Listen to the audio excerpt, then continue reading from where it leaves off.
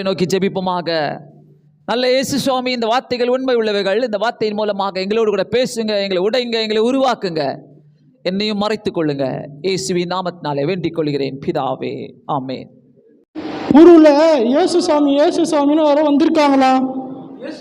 ஆமா, இயேசுன்னு ஊருல யாரோ வந்திருக்காங்களாம். அவர் தான் சுகம் தராராம். நம்ம எல்லாரும் போயிட்டு அவர்கிட்ட சுகம் கேட்டு பார்க்கலாம். சுகம் தருவாரா? நமக்கு இதெல்லாம் சரியாகுமா தெரியல, போலாம். கையெல்லாம் வந்துருமா எனக்கு? நம்ம ஊர்ல கூட நம்ம ஊர்ல யாரும் வரமாட்டாங்களே, அவர் தான் நம்ம ஊர்ல வந்திருக்காரு தெரியுமா? அவர் எப்படி நம்ம ஊர்ல வந்திருக்காரு? அவரு தெரியல, போய் பார்ப்போம். நம்ம நார்மலா ஒருத்தவங்க கூட நம்ம ஊருக்குள்ள வரமாட்டான் நம்மளை பார்த்து. அவர் வந்திருக்காருன்னா அது எப்படி? அது தெரியல, போய் கேட்டு பார்ப்போம். நம்ம வாங்க போலாம். ரொம்ப வலியா இருக்குது. ஐயரே ஐயரே ஐயரே ஐயரே, எங்களுக்கு இறங்கும் ஐயரே.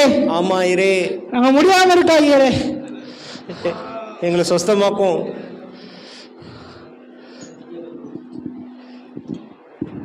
நீங்க போங்க, நீங்க எல்லாரும் போய் உங்க ஆசிரியரை போய் பாருங்க. சரிங்க ஐயரே, வாங்கப்பா போலாம். இந்த வேத வாக்கியம் லூக்கா 17வது அதிகாரம் 11லேருந்து 19வது வசனம் வரைக்கும் நம்ம பார்க்க போகிறோம். போகிற வழியிலே கர்த்தர் எப்படி அவங்களை விடுதலை பண்ணுகிறாரு என்று சொல்லி ஆண்டவர் இந்த இடத்துல நமக்கு கொடுக்குற வசனங்களை அதன் பிரகாரம் நம்ம இன்னைக்கு பார்க்கும்போது எப்படியெல்லாம் கர்த்தர் நம்மோடு கூட பேச போகிறார். ஆமென், ஹல்லேலூயா. எப்படியெல்லாம் பேசுவார்? லூக்கா 17, 11லேருந்து 19வது வசனங்கள். அதாவது அந்த இடத்துல பார்த்தீங்கன்னா 10 குஷ்டரோகிகளுடைய கதையை பார்க்குறோம். ஆண்டவர் நிறைய இடங்களிலே குஷ்டரோகிகளை சுஸ்தப்படுத்தி இருக்கிறார். பைபிளில் 68 முறை குஷ்டரோகிகளை பற்றி சொல்லப்பட்டிருக்கிறதாம். 68 முறை. அதில் 55 முறை ஓல்டு டெஸ்ட்மெண்ட்லையும் பழைய ஏற்பாட்டிலும் 13 முறை புதிய ஏற்பாட்டிலும் சொல்லப்பட்டிருக்கிறது. என்ன அதே மாதிரி மிஸ்டர் பிரகாஷ் அவர்கள் 2 வாரத்துக்கு முன்னாக பேசினாங்க நாகமான குறித்து. நாகமான் 2 ராஜாக்கள் 5வது அதிகாரம் 1லேருந்து 27 பார்த்தீங்கன்னாக்கா அந்த இடத்துல நாகமானுக்கு குஷ்டரோகம், அந்த படைத்தலைவனுக்கு குஷ்டரோகம் அவரை யோர்தான் நதியில் போய் எலிசா அவர்கள் கழுவ சொல்கிறார்கள். அந்த இடத்துல அவருக்கு சுகம் கிடைக்குது. அதே மாதிரி மத்தேயு 26வது அதிகாரம் 6வது வசனத்தில் சீமோன் என்கிற குஷ்டரோகி வீட்டில் இயேசு போய் தங்கினார். இந்த வாசிக்கிறோம். நம்ம போய் தங்குவோமா? இயேசு போய் தங்கினார் சொல்லிட்டு இந்த வசனத்தையும் வாய்க்கிறோம். இன்னைக்கு நம்ம எடுக்க போற காரியமே இந்த குஷ்டரோகிகளுடைய வாழ்க்கையை குறித்து தான் நம்ம வாசிக்க போறோம். அவர்களுக்கும் ஆண்டவருக்கும் என்ன கனெக்ஷன் இருந்தது என்று சொல்லி லூக்கா 17வது அதிகாரம் 11வது வசனம். பின்பு அவர் எருசலேமுக்கு பிரயாண பண்ணுகையிலே அவர் சமாரியா கலிலேயா என்னும் நாடுகளின் வழியாக நடந்து போனார். ஸோ அவர் எருசலேமுக்கு போயிட்டு அங்கிருந்து சமாரியா கலிலேயா, நான் எப்படி இதை யோசிக்கிறேன்னாக்கா அந்த பார்டர் வழியாக போயிருப்பார். அந்த பார்டர் வழியாக கடந்து போயிருப்பார். ஏன்னா ஒரு நாட்டையும் கடந்து போகிறார். கலிலேயாவை கடந்து போகிறாரு, சமாரியாவை கடந்து போகிறாரு, எருசலேமுக்கு போகிறாரு. அந்த வழியாக இன்னும் நாடுகளின் வழியாக நடந்து போனார். ரொம்ப தெளிவாக இருக்குது. நாடுகளின் வழியாக நடந்து போனார். எல்லாம் இங்கே இருக்கிறீங்களா? ஓகே, நாடுகளின் வழியாக நடந்து போகிறார். 12வது வசனத்தில் அவர் ஒரு கிராமத்தில் பிரவேசித்த போது, அவர் ஒரு கிராமத்தில் பிரவேசிக்கிறார். அந்த கிராமம் தான் யாரும் போகாத ஒரு கிராமம், யாரும் போகக்கூடாது. குஷ்டரோகம் இருக்குதுனாக்கா யாருமே அங்கே போகக்கூடாது. அவங்க தனியாக பிரித்தெடுக்கப்பட்டவர்கள். அங்கே சமாரியனும் இருக்கிறான், கலிலேயனும் இருக்கலாம், யூதனும் இருக்கலாம், எல்லாருமே இருப்பாங்க. ஆனால் உனக்கு குஷ்டரோகம் என்றால் அவங்க தனியாக பிரித்து அவங்களை தனியாக ஒரு கிராமத்துக்குள்ள வச்சிருவாங்க. சோ 10 பேர் அங்க இருந்தாங்க. அவர்கள் சமாரியா கலிலேயா அந்த பார்டர் வழியா அவர் போகும்போது அவங்க ஒதுக்கப்பட்டவர்களாக அந்த கிராமத்தில் இருக்கிறாங்க. இந்த குஷ்டரோகிகள் ஒதுக்கப்பட்டவர்களாக ஒரு கிராமத்தில் இருக்கிறாங்க. அவங்க குவாரண்டைன்ட். நம்ம எப்படி கோவிட் வந்தப்போ நம்மளை குவாரண்டைன் பண்ணிட்டாங்க, வீட்டிலே இருக்கணும், வெளியில் வரக்கூடாது, யாருமே வெளியில் வரக்கூடாது அப்படி சொல்லி குவாரண்டைன் பண்ணிட்டாங்க. அந்த மாதிரி தேவர் குவாரண்டைன், ஓரத்தில் ஒதுக்கப்பட்டவர்களாக இருந்தாங்க. நல்லா கவனிங்க. நிறைய எனக்கு இந்த பிரசங்கம் எப்படின்னாக்கா ஒருத்தன் நன்றியோடு வந்தான், இதை தான் நான் பேசியிருக்கிறேன். ஆனால் இதுக்குள்ளே இத்தனை விஷயங்கள் இருக்குதுன்னு சொல்லி இன்றைக்கி நான் ஆராய்ச்சி செய்யும் போது ஒவ்வொரு முறையும் என்னை அழ வைத்த ஒரு சர்மன் இது. ஸோ அதனால் நான் ரொம்ப சந்தோஷமாக இதை உங்களுக்கு நான் ப்ரெசென்ட் பண்ணுறேன். குஷ்டரோகம் இருந்தால் அவர்கள் வீட்டிலேயோ நகரத்திலேயோ எந்த சிட்டிலேயோ எந்த இடத்துலையும் அவங்க போய் தங்க முடியாது. ஏன்னா குஷ்டரோகம் வந்துட்டாலே அவங்க முதல் போயிட்டு ஆசாரியன் இடத்துல போய் காட்டணுமா. ஆசாரியன் வந்து சொல்லுவார், நீ இங்கே தங்கலாம், நீ சொசைட்டிக்குள்ளே இருக்கக்கூடாது, உன் வீட்டில் இருக்கக்கூடாது, நீ அந்த கேம்புக்கு தான் போகணும். லெப்பர் கேம்ப், குஷ்டரோகிகளுடைய கேம்ப் அது, குஷ்டரோகிகள் இருக்கிற கிராமம் அது. அந்த இடத்து தான், அங்கே தான் நீங்கள் போகணும் சொல்லி ஆசாரியர் சொல்லிடுவார். ஸோ குஷ்டம் உள்ளவர்கள் தங்களை ஆசாரிய இடத்துல ஃபஸ்ட்டு காட்டணும். காட்டி ஆசாரியர்கள் அவர்களை குஷ்டம் இருக்கிறது என்று சொன்ன உடனே அவங்க என்ன பண்ணுவாங்க, ஒதுக்கப்பட்ட கிராமத்தில் போயிடுவாங்க. லெப்பர்ஸ் காலனி, அங்கே போயிட்டு வாழ வேண்டும். இது வந்து லேவியர் ஆகமம் 13வது அதிகாரம் 14வது அதிகாரத்தில் பார்த்தீங்கன்னா ரொம்ப அழகாக தெரியும் உங்களுக்கு, ஏன் அவங்க போயிட்டு ஒதுக்கப்பட்டவர்களாக அங்கே வாழுகிறாங்கன்னு சொல்லி. நிச்சயம் இயேசு அந்த லெப்பர்ஸ் கேம்ப் வழியாக தான், ஒருவேளை நான் எப்படி யோசிக்கிறேனாக்கா, ஒரு மலையோரத்தில் அது இருந்திருக்கலாம், அங்கே தான் இருப்பாங்க. அந்நாட்களிலே இது ஒரு கடினமான ஒரு காரியமாக இருந்தது. அதாவது எத்தனை பேர் நீங்கள் லெப்பர்ஸ் காலனிக்கு போயிருக்கிறீங்கன்னு தெரியாது, எத்தனை பேர் பார்த்துருக்கிறீங்கன்னு தெரியாது. நான் நினைக்கிறேன் பிரகாஷ் போன வாரம் சொல்லிட்டு இருந்தார், போன வாரத்துக்கு முந்தின வாரம், அவங்க வாழ்ந்த இடம். என்னுடைய அம்மா அப்பா லெப்ரசி ஹாஸ்பிட்டலில் தான் வேலை செஞ்சாங்க. நாங்கள் இருந்த இடமே லெப்பர்ஸ் காலனி தான். லெப்பர்ஸ் ஒரு பக்கம் ஒரு மலை ஓரத்தில் ஒதுக்கப்பட்டவர்களாக இருப்பாங்க. அதை தாண்டி ரயில்வே லைன் தாண்டி தான் எங்கள் வீடுகள் எல்லாம் இருக்கும். ஸோ சின்ன வயசுலேருந்தே நாங்கள் இந்த லெப்பர்ஸை பார்த்து பழக்கம் எங்களுக்கு. ஏன்னா எங்கள் அம்மா அப்பா 2 பேருமே அந்த சென்ட்ரல் கவர்மெண்ட்டில் அவங்க வேலை செஞ்சப்போ அது லெப்ரசி ரிசர்ச் இன்ஸ்டியூட்டாக இருந்தது. ஸோ எங்களுக்கு எப்படின்னாக்கா, அவங்களுக்கு சில நேரங்களில் இந்தியா ஃபுல்லாக இருந்து அங்கே இருப்பாங்க, அந்த இடத்துல நிறைய பேர் இருப்பாங்க. அப்போ பார்த்தீங்கன்னாக்கா அவங்களுக்குள்ளவே அப்படியே கல்யாணம் பண்ணிப்பாங்க, இங்கேயே செட்டில் ஆகிடுவாங்க, ஊருக்கு போகிறதுக்கு வெக்கப்படுவாங்க. எனக்கு லெப்ரசி இருக்குது, கையெல்லாம் மடங்கிட்டு இருக்கும், முகெல்லாம் அப்படியே சப்பையாயிடும், மூக்கெல்லாம் சப்பையாயிடும், முகெல்லாம் அந்த இழுத்துக்கும், பல்லெல்லாம் வெளியில் தெரியும். அந்த மாதிரி ஒரு பயங்கரமான ஒரு குஷ்டரோகம் இது. ஸோ எனக்கு நல்ல ஞாபகம் இருக்குது, சின்ன வயசில் ஒரு ஆள் பயங்கரமான ஒரு சிலுக்க வைக்கிற ஒரு கதை. ஆனாலும் நான் உங்கள் முன்னாடி இதை வைக்க போகிறேன். என் கண்ணால் நான் பார்த்துருக்கிறேன். அங்கே ரயில்வே லைன் கிட்ட உட்காந்து அவருக்கு ஒரு பெரிய ஒரு காயம் காலில்.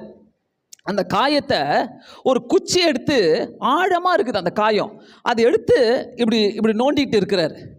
அவர் நோண்டி வெளியில் எடுக்க புழு கொட்டிகிட்டே இருக்குது. என் கண்ணால் பார்த்தேன். என்ன இதெல்லாம் எங்களுக்கு ரொம்ப சகஜம். நீங்கள் சொல்லும் போதே ஓன்றீங்களே, ஏசு அவங்க கிட்ட தான் போனார். எங்களுக்கு சின்ன வயசுலேருந்து பழக்கம், ரொம்ப பழக்கம். எங்கள் வீட்டில் வந்து அவங்க தான் வெளியில் அடைப்பாங்க, முள்ளு குத்தனா கூட தெரியாது அவங்களுக்கு எந்த வழியும் தெரியாது. அப்படிப்பட்ட லெப்ரசி பீப்புள். லெப்ரசின்றது உண்மையாகவே, அந்த குஷ்டரோகன்றது எந்த வியாதியுமே தாங்கிக்கலாம். அது ரொம்ப ஒரு அவமானப்படுகிற ஒரு வியாதியாக இருந்துச்சு. அதனால தான் அவங்க ஒதுக்கப்பட்டவர்களாக காணப்பட்டார்கள். நிறைய வழிகள். எங்கள் வீட்டு பக்கத்தில் ரயில்வே லைன் இருக்கும். அந்த ரயில்வே லைனில் அடிக்கடி வந்து சூசைட் பண்ணிப்பாங்க. நிறைய சூசைட் நடக்கும். நடுராத்திரியில் பார்த்தீங்கன்னா 12 மணி 3 மணிக்கெல்லாம் ட்ரெயின் நின்றுடும். என்னடான்னு பார்த்தா யாரோ ஒரு குஷ்டரோகி அங்கே சூசைட் பண்ணிக்கிட்டாங்கன்னு சொல்லிட்டு, அந்த மாதிரி இடத்துல தான் ஏசாமி தேடிக்கிட்டு போல ஒரு பார்டர் வழியாக போகும்போது பார்க்குறாரு, குஷ்டரோகிகளாக இங்கே இருக்கிறாங்களே, குஷ்டரோகிகள். ஆனால் 26வது அதிகாரம் மத்தேயுவில் பார்த்தோம், அவர் போய் குஷ்டரோகி சீமோன் வீட்டிலே தங்கியிருந்தார். ஸோ 12வது வசனம், ஒரு கிராமத்தில் பிரவேசித்த போது குஷ்டரோகம் உள்ள மனுஷர் 10 பேர் அவருக்கு எதிராக வந்து தூரத்தில் நின்று, அந்த 10 பேரும் அன்கிளீன்டு பீப்புள். என்ன அன்கிளீன்டு? அவங்களுக்கு வந்து அங்கே பார்த்தீங்கன்னாக்கா அந்த இடத்துல இயேசு நிற்கிறாருன்னு தெரிஞ்சிச்சு. தூரத்தில் நின்று, அந்த வசனம் அந்த வார்த்தை தாங்க, தூரத்தில் நின்று இயேசு ஒருத்தர் வருகிறார். இங்கே பார்த்தீங்கன்னாக்கா இங்கே கனெக்ஷனே இல்லை. குஷ்டரோகிங்களாம் இங்கே நின்னாங்க, இயேசு இங்கே நின்னார். அந்த மாதிரி ஒரு பெரிய டிஸ்டன்ஸ் இருந்திருக்கும். இயேசு வருகிறார். ஆனால் இவங்க ஒருவேளை கேள்விப்பட்டிருக்கலாம், பக்கத்து ஊர்லலாம் இவர் வந்து குஷ்டரோகிகளை சுகப்படுத்தினாராமே, வியாதிகளை சுகப்படுத்தினாராமே, மரித்தவர்களை எழுப்பினாராமே என்று சொல்லி இந்த குஷ்டரோகிங்க என்ன பண்ணியிருக்கலாம், தூரத்தில் நின்று, அதாவது கிட்ட வர முடியல, அவங்களுக்கு கிட்ட வர முடியாமல் அவங்களுக்கு அந்த குஷ்டம் அவங்கள தடுத்து போட்டது. இயேசு கிட்ட தடுத்து போட்டது. நல்லா தெரிஞ்சுக்கங்க. எடுத்த உடனே முதல் பாயிண்ட் நான் சொல்றது, நமக்குள்ளே இருக்கிற பாவம் தான் ஒரு குஷ்டம். அவங்களுக்கு வெளிப்படையாக குஷ்டம் இருந்தது, நமக்குள்ள ஒரு குஷ்டம் இருக்குதுங்க, அதான் பாவம். இயேசு கிட்ட நம்மளை தடுக்கும், இயேசு கிட்ட நம்மளை தடுத்து வச்சிரும். என்ன பாவம்? நான் ஒன்றும் பெரிய பாவி இல்லை, நான் ஒன்றும் பெரிய பாவம் செய்யலை. நமக்குள்ளே இருக்கிற பொறாமைகள், புறங்கூறுதல், மற்றவங்களை பற்றி பேசுறது, மற்றவங்களை பற்றி கதையை சொல்கிறது, பொறாமை, பெருமை, நிறைய என்ன கோபம், எரிச்சல், நிறைய நிறைய காரியங்கள் இருக்குது. இதெல்லாமே ஒரு குஷ்டம். ஆமென் சொல்லுவோமா? அல்லேலூயா. ஆமா, ஒரு குஷ்டம். சோ அங்க தூரத்துல இந்த பாவங்கள் நம்மளை இயேசுவை விட்டு தூரமா நிக்க வச்சிரும், தூரமா நிக்க வச்சிரும். நீ சில நேரங்களில் என்கிட்ட ஆண்டவர்கிட்ட நான் பேச முடியலையே நீங்க நினைக்கலாம். ஏன்? நம்ம பாவம் தான் நம்மளை தூரம் நிற்க வச்சிருக்குது. ஸோ தூரத்தில் நின்று பார்க்குறாங்க. அதாவது அந்த பாவம் என்கிற குஷ்டம் இயேசுசாமி அவருடைய கலிலேயா ஊழியத்தை, கலிலேயன் மினிஸ்ட்ரியை, ஜூடேயன் மினிஸ்ட்ரியை இதெல்லாம் முடிச்சுட்டு அவர் அற்புதங்களெல்லாம் செஞ்சுக்கிட்டு அவர் வராரு. அந்த பார்டர் வழியாக கடந்து வரும்போது அவரை பார்க்குறாங்க. ஓ, இவர் வராரு, இவர்கிட்ட போய் பேசுகிறான். அந்த லெப்பர் கேம்ப், வெறும் லெப்ரசி இருக்கிற கேம்ப், அந்த இடத்துல யாரும் வரமாட்டாங்க, ஒருத்தர் கூட வரமாட்டாங்க. ஆனால் அந்த குஷ்டரோகிங்க எப்படி பார்க்குறாங்க? ஏதோ ஒரு வல்லமை நம்மளை தேடிக்கிட்டு வருது, ஏதோ ஒரு வல்லமை நம்ம கிட்ட வந்துகிட்டு இருக்குது. இந்த வல்லமையை நம்ம விடக்கூடாது. இந்த வல்லமையை நம்ம எப்படியாச்சும் நம்ம இந்த வல்லமை கிட்ட நம்ம போயிடணும், இந்த வல்லமையை நம்ம எடுத்துக்கொள்ளணும். அவங்க புரிந்துக்கிட்டாங்க, ஏதோ ஒரு வல்லமை நம்ம கிட்ட வருது. நம்முடைய பாவம் நம்மளை சில நேரத்தில் தனியாக ஆக்கிடுங்க. அவங்களுடைய குஷ்டரோகம் அவங்கள தனியாக ஆக்கிடுச்சு. ஸோ நம்முடைய பாவம் அவங்க பார்த்து கேட்குறாங்க, ஐயரே, இயேசுவே, எங்களுக்கு இறங்கும் சொல்லி கேட்குறாங்க. ஆனால் அந்த இடத்துல நம்ம பாவத்தோடு ஆண்டவர்கிட்ட வரும்போது அவர் மன்னிக்கிற தேவனு. அது மட்டும் இல்லை, நிறைய நேரங்கள் நம்ம ஃபீல் பண்ணுவோம், எனக்கு தகுதி இல்லை ஆண்டவரே, எனக்கு தகுதி இல்லை. அந்த தகுதி இல்லைன்னு சொல்கிறதே ஒரு பெரிய பாவம். ஏன்னா அதை காட்டி சாத்தா அவங்கள ஓரம் கட்டிடுவான். நீங்கள் ஓரமாக போயிடுங்க, நீங்கள் இருக்காதீங்க. ஸோ தூரத்தில் நின்று அவங்களை கூப்பிடுறாங்க. அந்த வல்லமையை பார்த்து தேடிட்டு வராங்க. வரும்போது அந்த வல்லமையும் அந்த தருணத்தையும் நாங்கள் இழந்து விடக்கூடாது. நம்மளுடைய வாழ்க்கையில் நிறைய நேரங்களில், இப்படி இருக்கிற நேரங்களில், சோகமான நேரங்களில், கஷ்டமான நேரங்களில் ஏதோ ஒரு வல்லமை உங்களை தேடிக்கிட்டு வரும்போது அந்த தருணத்தை இழந்துடாதீங்க. பாஸ்டர்ஸ் சொல்லும் போது இழந்துடாதீங்க அந்த தருணத்தை. இதை நான் உபயோகப்படுத்திக்கணும், இந்த ஆப்பர்ச்சுனிட்டியை நான் உபயோகப்படுத்திக்கணும். அந்த 10 பேருக்கும் தெரிஞ்சிச்சு, இவர் சாதாரணமானவர் அல்ல. இவர் யாரு? சாதாரணமான மனுஷன் கிடையாது. இவர் சாதாரணமான மனுஷன் இல்லை. இவர்கிட்ட ஒரு வல்லமை இருக்குது, இவர்கிட்ட ஏதோ ஒன்று இருக்குது சொல்லிட்டு அவங்க எல்லாருமே அவரை தேடிக்கிட்டு வராங்க. 13வது வசனத்தில், ஏசு ஐயரு தூரத்தில் நின்று, ஏசு ஐயரு எங்களுக்கு இறங்கும். என்ன சொல்றாங்க? எல்லாரும் சொல்லலாமா? ஏசு ஐயரே எங்களுக்கு இறங்கும் என்று சொல்லி கேட்குறாங்க. எங்களுக்கு இறங்கும், அந்த ஒரு வார்த்தை தான் சொல்றாங்க. அதாவது Jesus master have PT on us, எங்களுக்கு இறங்கும் என்று சொல்லி கேட்குறாங்க. அந்த சத்தம், அந்த குரல், அந்த ஆக்ஷன், அந்த ஏக்கம் எல்லாமே அவங்க நினச்சி கூட பார்த்துருக்க மாட்டாங்க.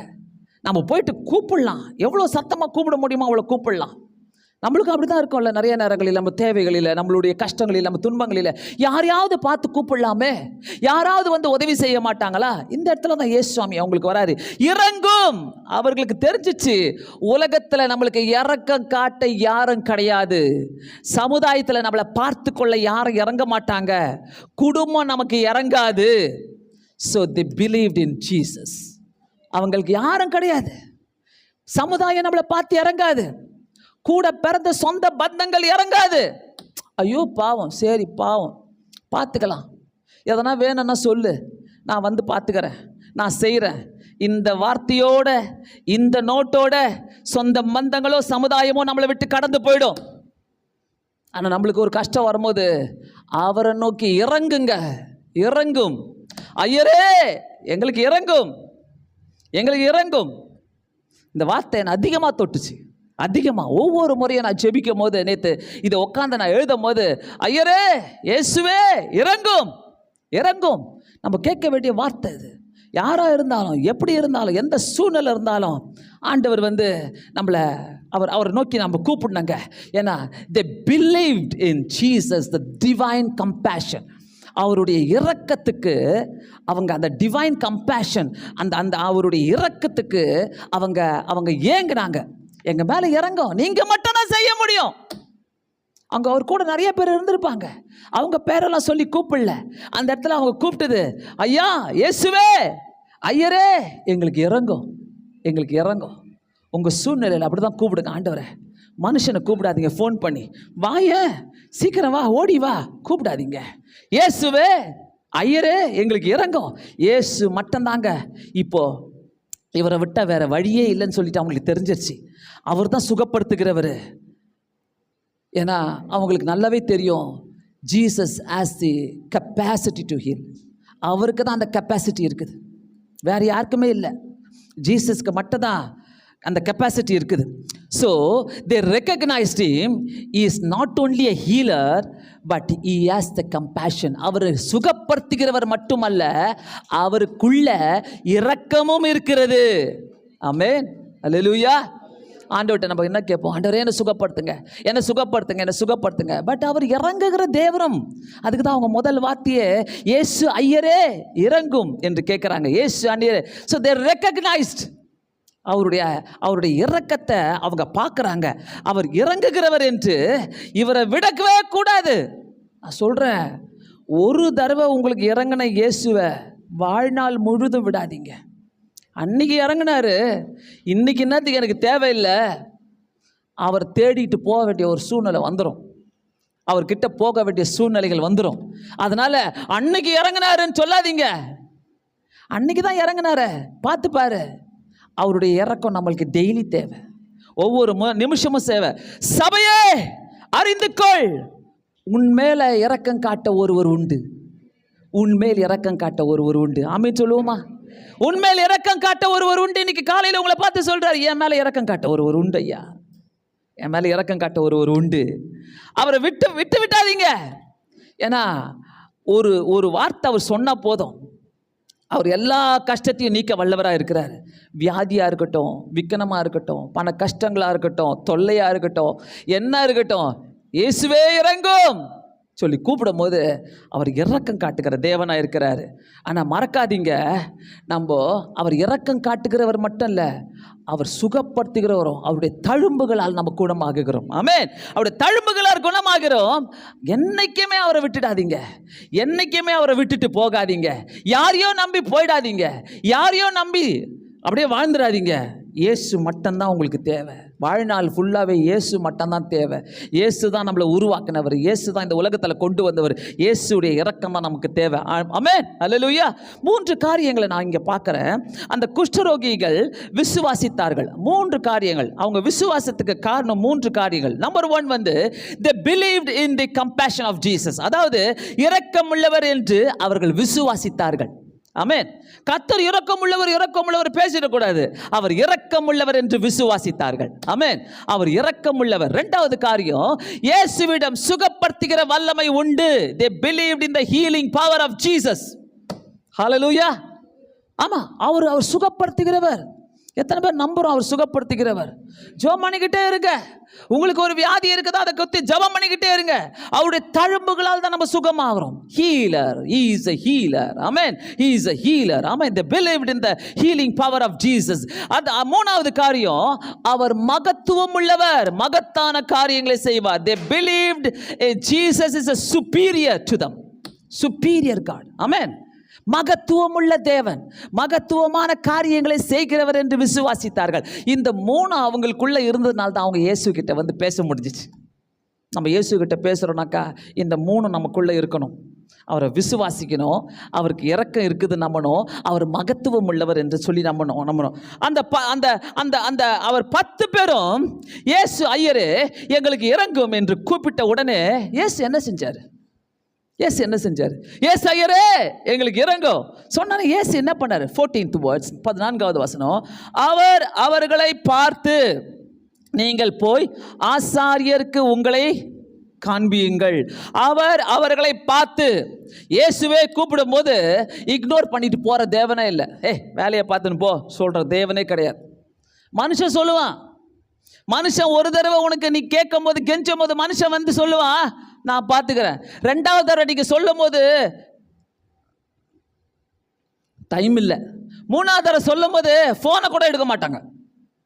அதான் மனுஷன். கர்த்தர் அப்படி கிடையாது, இறங்குகிற தேவன். அவரை பார்த்து அவங்க பார்க்குறாங்க, கூப்பிட்ட உடனே பார்க்குறாருங்க. பிஸிங்க காடு. Jesus was very busy. ஆண்டவர் ரொம்ப பிஸியாக இருந்தார். பட் ஸ்டில் எஸ் ஐயரே எங்களுக்கு இறங்கன்னு சொன்னோன்னே பார்க்குறாரு, திரும்பி பார்க்குறாரு. திரும்பி பார்த்து அவங்கள பார்த்து அவங்க இக்னோர் பண்ணாமல் அவங்கள பார்க்குறாரு. சங்கீதம் 91:15 வசனத்தில் யாரும் எடுக்காதீங்க. அவர் என்னை நோக்கி கூப்பிடுவான், நான் அவனுக்கு மறு உத்தரவு கொடுப்பேன். நீ கூப்பிடும் போது மறு உத்தரவு கொடுக்குற தேவன். அல்லேலூயா. என்னைக்கு நான் இயேசுவே கூப்பிட்டுருங்களேன், எங்கே இருந்தாலும் பார்ப்பார். பிகாஸ் நீ தான் அவருக்கு இம்பார்ட்டண்ட். You are important. நீ கூப்பிட்ட உடனே அவர் பார்ப்பாருங்க. இயேசுவே அவங்க கூப்பிட்ட உடனே பார்க்குறார், மறு உத்தரவு கொடுக்குறவர். சங்கீதம் 33:18 தமக்கு பயந்து தம்முடைய கிருபைக்கு காத்திருக்கும் ஆத்துமாக்களை மரணத்திற்கு விலக்கி விடுவிக்கிறார். ஆமென். ஸோ நீங்கள் கூப்பிட்ட உடனே கூப்பிடுங்க, அவர் கண்டிப்பாக உங்களை பார்க்காம இருக்கவே மாட்டார். ஆமென் சொல்லுவோமா?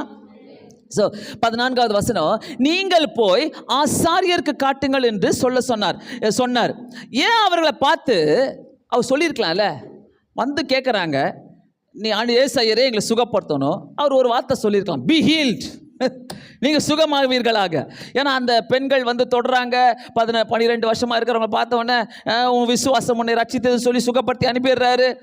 என்ன அந்த 10 பேருக்கு சொல்லியிருக்கலாமே, பி ஹீல்ட், நீ சுகமாயிரு, நீங்கள் சுகப்படுத்தப்படுவீர்கள் சொல்லியிருக்கலாமே. ஏன் ஆண்டவர் அந்த இடத்துல அவங்கள பார்த்து ஆசாரியர்களுக்கு காட்டுங்கள் என்று ஏன் சொல்லுகிறார்? ஏன் அவங்கள நீங்கள் சுகமாகுங்க என்று சொல்லவில்லை? இயேசு அவங்கள இன்னும் எதுக்காக அப்படி சொன்னார்? நீ ஆசாரியர்களை போய் காட்டுங்கன்னா அவங்கள டெஸ்ட் பண்ணுறார்.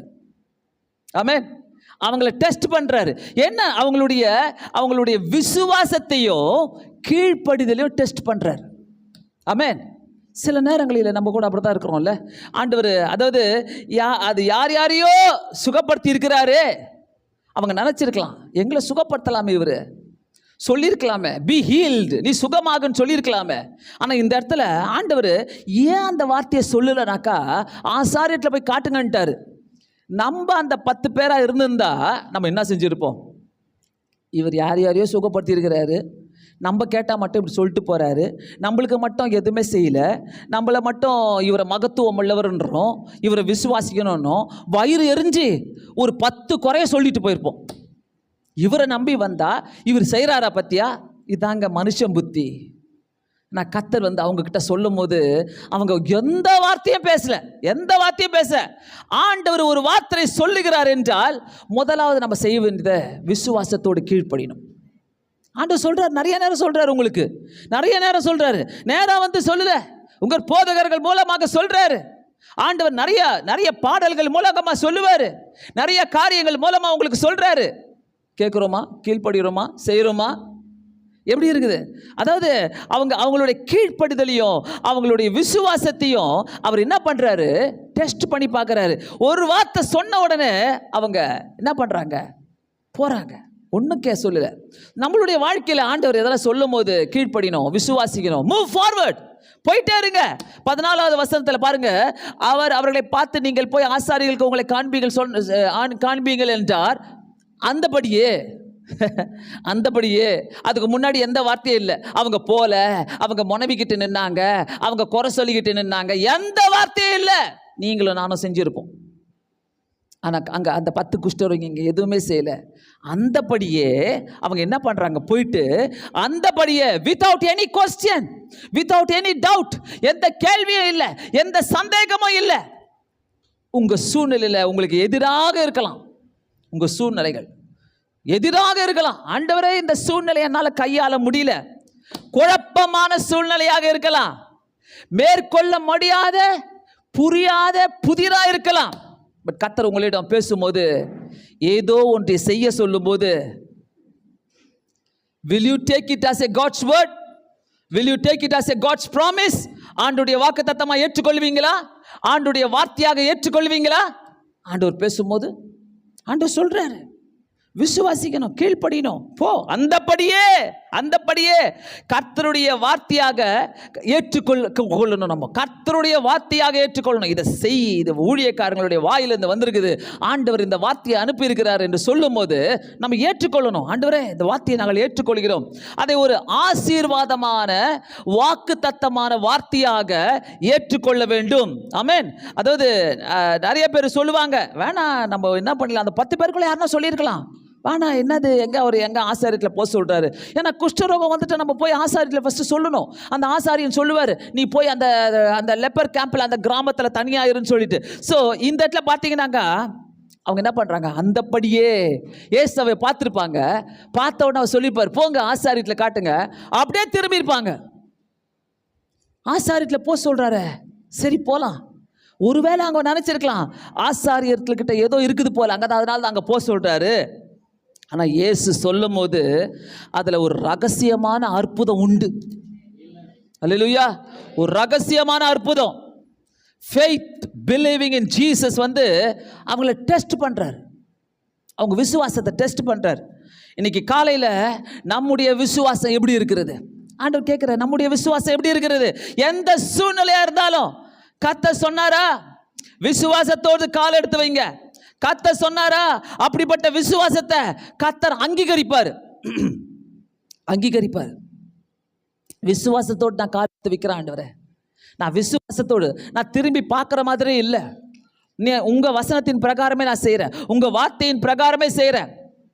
அதனால் அந்தப்படியே அவங்க என்ன பண்ணாங்க, திரும்பி அங்கே போகிறாங்க. அங்கே அந்த வார்த்தையை கேட்டு போகிறாங்க. நாட்களில் பார்த்தீங்கன்னாக்கா ஒரு சட்டம் இருந்துதான். அந்த சட்டம் என்னன்னாக்கா, அதாவது அந்த சட்டம் வந்து ஆசாரியரிடத்துல போயிட்டு நீங்கள் குஷ்டம் இருந்தாலும் ஆசாரியத்தில் போய் காட்டணும். உங்கள் குஷ்டம் சரியானா கூட நீங்கள் போய் ஆசாரியத்தில் காட்டணும். ஆசாரியர்கள் சொன்னாதான் ப்ரீஸ்ட், ஆசாரியர்கள் மீன்ஸ் ப்ரீஸ்ட் சொன்னாதான் நீங்கள் சமுதாயத்துக்குள்ளே போக முடியும், நீங்கள் ஊர்களுக்குள்ளே போக முடியும், நீங்கள் எல்லாத்தையும் போய் பேச முடியும், உங்கள் குடும்பங்களுக்குள்ளே போக முடியும். ஸோ இந்த மாதிரி ஒரு சூழ்நிலையை அந்த இடத்துல நம்ம பார்க்குறோம். அந்த அவங்க சொசைட்டிக்குள்ளே போக முடியாத ஒரு சூழ்நிலை. பட் ஜீசஸ் வந்து நான் இங்கே என்ன பார்க்குறேன்னாக்கா, ஏன் ஆசாரியத்தில் போக சொன்னார்னாக்கா, Jesus was holding the law of Jews. அது யூதர்களுடைய லாவை ஏசாமியே கடைப்பிடிக்கிறார். ஒரு ஊருக்கு ஒரு ஒழுக்கம், ஒரு சட்டம்னு இருக்குது. அந்த சட்டத்தை அவர் செய்கிறார். அதனால தான் அந்த 10 பேரையும் நீங்கள் போங்க ஆசாரிய இடத்துல காட்டுங்கன்றார். நிறைய பேருக்கு தெரியாது இந்த காரியங்கள்.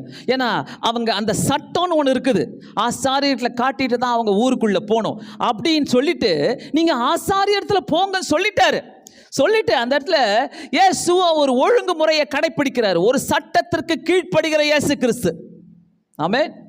நம்ம எத்தனை பேர் கீழ்ப்படுகிறோம் ஆண்டவருடைய சட்டத்துக்கு? சர்ச்சு 9 மணிக்கு ஒரு சட்டம் இருக்குது, ஒரு ஒழுங்கு இருக்குதுன்னா எத்தனை மணிக்கு வரும்? எத்தனை கேட்டாலும் நம்ம வரமாட்டாங்க. இப்படிப்பட்ட சின்ன சின்ன ஒழுங்குகளை கர்த்தர் விரும்புகிறவர். சின்ன ஒழுங்குகளை கர்த்தர் விரும்புகிற தேவனாக இருக்கிறார். Jesus kept the law of Jews. So அதனால்தான் அவர்களை ஆசாரிய இடத்துல காட்ட சொல்லுகிறாரு. இயேசு ஒரு சட்டத்துக்கு கீழ்ப்படிந்த மகனாக இருந்தார். ஆமென். ஸோ அந்த 10 குஷ்டரோகிகளும் கீழ்ப்படிந்து போனதுனால என்ன நடந்துச்சு? ஒரு வார்த்தை கேட்கலாம நேராக போகிறாங்க ஆசாரியத்தில் காட்டுங்க ஒன்று சொல்லி போகிறாங்க. 14வது வசனத்தில், அந்தபடியே அவர்கள் போகையிலே சுத்தமானார்கள். they were cleansed, they were healed. அவங்க சுகப்படுத்தப்பட்டாங்க. தங்கள் குஷ்டத்திலே, தங்கள் நாற்றத்திலே, தங்கள் குறைகளிலே, தங்கள் ஆசாரியத்தில் காட்ட சென்ற போது வழியிலே சுகமானார்கள். வழியிலே ஆசாரியத்தில் போனாங்கன்னு சொல்லுதா? இல்ல, வழியிலே சுகமானார்கள். all of a sudden they were healed. suddenly, திடீர்னு அவங்களுக்குள்ள ஒரு பெரிய ஆச்சரியம். ஐயோ, நாங்க ஹீல் ஆயிட்டோமே, எங்களுக்கு சுகம் கிடைச்சிருச்சு. இந்த கதைக்குள்ள எவ்வளோ விஷயம் இருக்குது பாருங்க. இந்த கதைக்குள்ள எவ்வளோ காரியங்கள் இருக்குது பாருங்க. கை கால் விரல்லாம் இப்படி தான் இருக்கும். அவங்களுக்கு பயங்கரமாக இருக்கும். சில விரலே இருக்காது, கண் பார்வை சரியா தெரியாது, சுருங்கிய முகங்கள், சப்ப மூக்கு இருக்கும். எல்லாமே இங்க ஆசாரியத்தில் போகிறதுக்குள்ள எல்லாமே மாறிடுச்சு. ஸோ இந்த ஹீலிங்கில் இயேசு தமது கையை கூட அவங்க மேலே வைக்கல. பார்க்குறோமா? அவர் கையை கூட அவங்க மேல வைக்கல.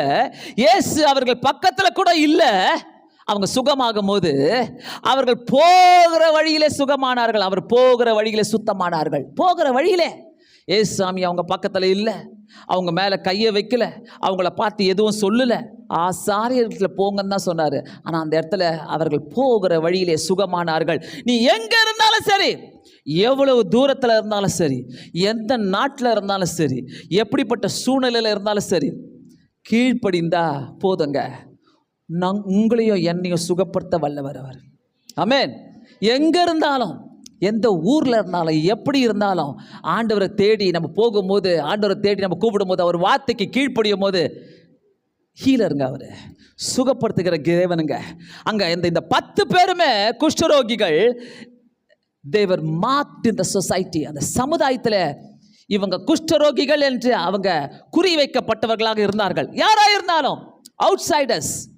அதாவது ஒரு தனி கேம்ப்ல கூட நீங்க வாழலாம். ஆனா கர்த்தர் சொல்லிட்டாருனாக்கா அதுக்குள்ள ஒரு அற்புதமான ரகசியம் உண்டு. அற்புதமான ரகசியம் உண்டு. ஜூஸ் சமாரிட்டன்ஸ் 2 பேருமே எதிரிகள். 2 பேருமே எதிரிகள். 2 பேருமே பார்த்தீங்கன்னா ஒத்து வராது. அவங்க 2 பேருக்குமே ஒத்து வராது. நீ உயர்ந்த ஜாதி, நான் கீழே ஜாதி, நான் உயர்ந்த ஆளு, நான் தாழ்ந்த ஆளு, அப்படிப்பட்ட காரியங்களை அவங்க பேசுகிறவர்கள். ஆனா லெப்ரசி வந்ததுனால 2 எதிரிகளுமே ஒரே கேம்ப்ல இருந்தாங்க. ஒரே கேம்ப்ல இருந்தாங்க. இதே தான் நம்ம எப்போ பார்த்தோம்? COVID-19 பார்த்தோம். கோவிட் வந்தப்போ நீ யாரா இருக்கட்டும், பெட்டு கச்சா போதும் ஹாஸ்பிட்டலில், ஒரு சீட்டு கச்சா போதும் ஹாஸ்பிட்டலில். நீ பணக்காரனோ ஏழையோ, நீ யாரோ, எவ்வளோ பணமோ எதுவோ தெரியாது. ஆனால் அந்த இடத்துல செத்து போயிட்டா எல்லாரையும் ஒரே குழியில் போட்டாங்க. கோவிட் வந்தப்போ என்ன நடந்துச்சு இதை நம்ம பார்த்தோம். கோவிட் வந்தப்போ அவங்கெல்லாம் என்ன, கோவிட் வந்தப்போ குவாரண்டைன், தனியாக ஒதுக்கப்பட்டவர்களாக இருந்தாங்க. நல்லா நினச்சி பாருங்க. அந்த சூழ்நிலையும் இந்த சூழ்நிலையும் ரொம்ப நல்லா மேட்ச் ஆகுது. ஸோ இந்த லெப்ரசி வந்ததுனால சமாரிட்டன்ஸ் அண்ட் ஜூஸ் சமாரியர்களும் யூதர்களும் ஒன்றா தான் இருந்தாங்க அந்த கேம்பில். நீ யூதன்டா, நீ என் கூட்ட வராதன்னு சொல்லலை, இருந்தாங்க, ஒன்றா தான் இருந்தாங்க. அந்த வியாதிக்கு ஜாதி மதம் தெரியாது. ஒரு வியாதி வந்துட்டா, பொதுவான வியாதி ஒன்று வந்துட்டா அதுக்கு ஜாதி மதம் தெரியாது. அதுக்கு எந்த பவுண்டரிஸும் இல்லை. ஏழை பணக்காரன் தெரியாது, எதுவுமே கிடையாது. அதுலேயும் பவுண்டரிஸ் கிடையாது, அதுக்கு எதுவுமே தெரியாது.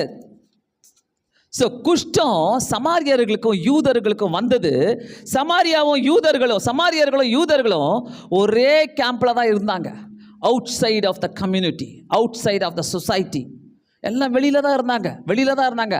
ஆனால் விடுதலை, சுகம், அற்புதம் வேண்டுமென்னா அவங்க தேடி வந்தது ஒரே ஒருத்தரை தேடி வந்தாங்க. அவர் இயேசு. ஆமென். அவர் இயேசுவை மட்டும் தான் தேடி வந்தாங்க. இயேசுவிட மட்டும்தான் வந்தாங்க. உன் ஜாதியில் ஒரு இயேசு இருக்கிறார் அங்கே போ, உங்க ஜாதியில் ஒரு இயேசு இருக்கிறார் அங்கே போ. இல்லை, ரிச்சு புவர், ஏழையோ பணக்காரனோ, குழி எப்படி இருக்கும்? ஒரே மாதிரி தான் இருக்கும். பார்த்துக்கிறீங்களா? ஒரே மாதிரி தான் குழி. உன் கலர் மண்ணு வேற, என் கலர் மண்ணு வேறையா? இல்லை, ஒரே கலர் மண்ணு தான்.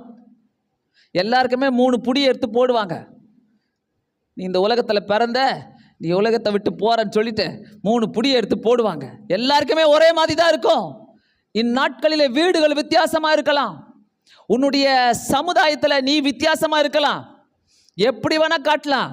நம்ம போகிற இந்த பூமியில் நம்ம போகிற இடம் ஒரே குடி, ஒரே மாதிரி தான் இருக்கும், வித்தியாசமே கிடையாது. கல்லறை தோட்டம், அதுக்கு தான் பேர் சுடுகாடு. அங்கே தான் போய் போட போகிறாங்க. அங்கே தான் எல்லாரையும் மண்ணை வெட்டி அது உள்ளே போட்டுட்டு வருவாங்க. எப்படி இருக்குது பாருங்க. யோசிக்க வேண்டிய காரியங்கள். இந்த இடத்துல சமாரியர்களும் யூதர்களும் அவர் தேடி வந்தது இயேசுவை மட்டும்தான். எல்லாரையும் இயேசுவை நோக்கி பார்த்தாங்க, அழுதாங்க. ஐயரே, எங்களுக்கு இறங்கும். இந்த உலகத்தில் நீ ஆணாயிரு, பெண்ணாயிரு, எந்த குலமாயிரு, எந்த ஜாதியாயிரு, கருப்பாயிரு, வெள்ளையாயிரு, உன் சுகத்திற்கு, உன் விடுதலைக்கு ஒரே ஒருத்தர் தான் காரணமாக இருப்பார். அவர் இயேசு மட்டும்தான். அங்கே அந்த குவாரண்டைனில், அதாவது அந்த ஒதுக்கப்பட்ட இடத்துல இருக்கிறீங்கனாக்கா, நீங்கள் ஒரு ஒதுக்கப்பட்ட இடத்துல இருக்கிறீங்கனாக்கா உங்கள் மனசுக்குள்ளே நீங்கள் ஒதுக்கப்பட்டவங்களாக இருக்கலாம். குவாரண்டைன்டாக இருக்கலாம் நீங்கள்.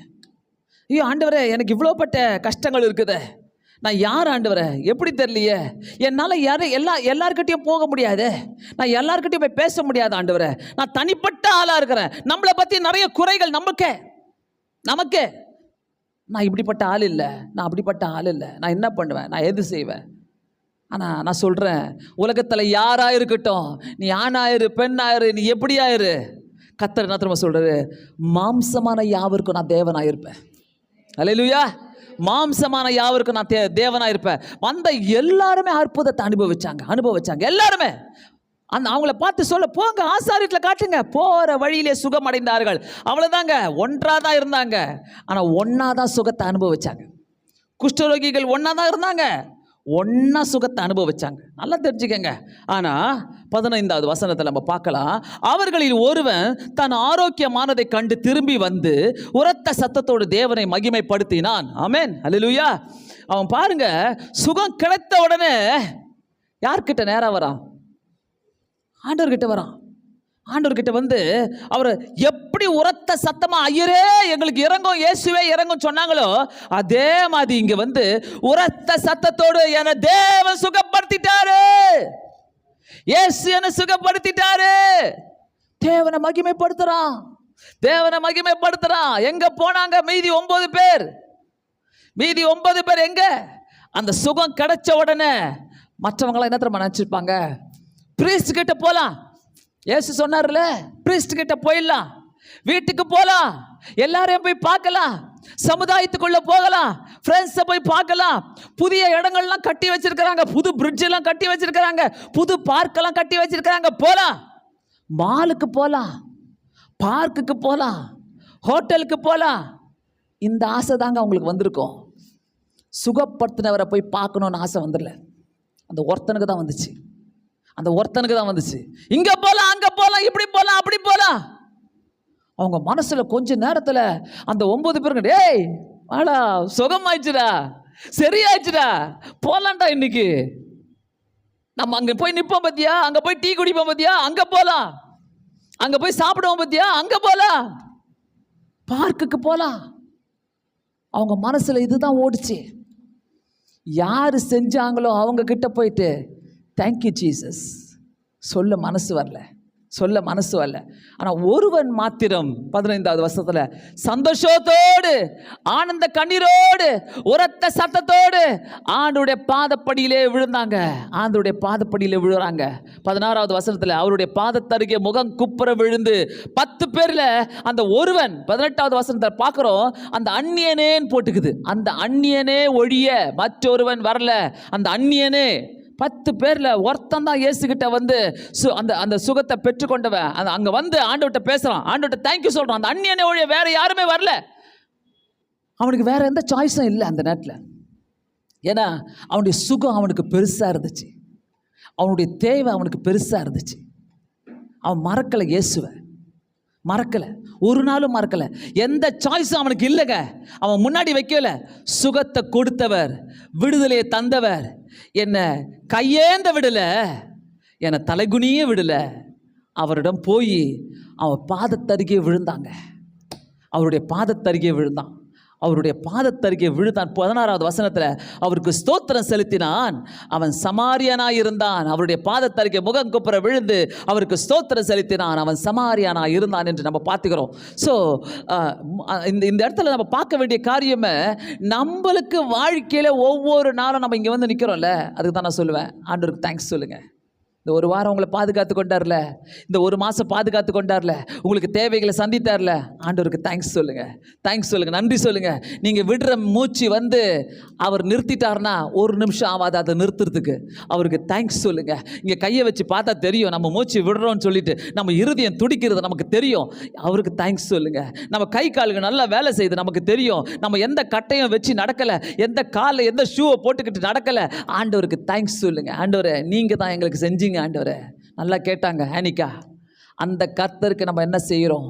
ஒரு ஆத்மாவை கூட நம்ம கூட்டிட்டு வராமல் இருக்கிறோமே, அந்த கர்த்தருக்கு நம்ம என்ன செய்கிறோம்?